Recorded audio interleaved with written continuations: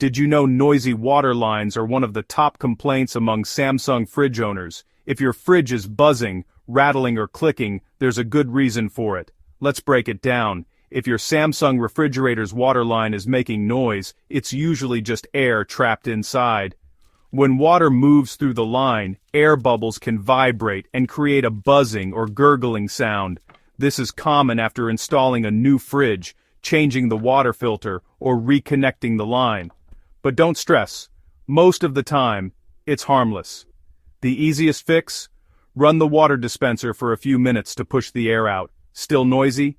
Check if the water line is kinked or pressed against the back of your fridge. Straighten it out, and you might notice things quiet down. If the sound doesn't go away, or you hear loud banging, you might need to tighten the water connections or call a professional. Remember, a little noise is normal, but if it's super loud, or you see leaks, it's time to get it checked. So the next time your Samsung fridge gets a little chatty, now you know what to do.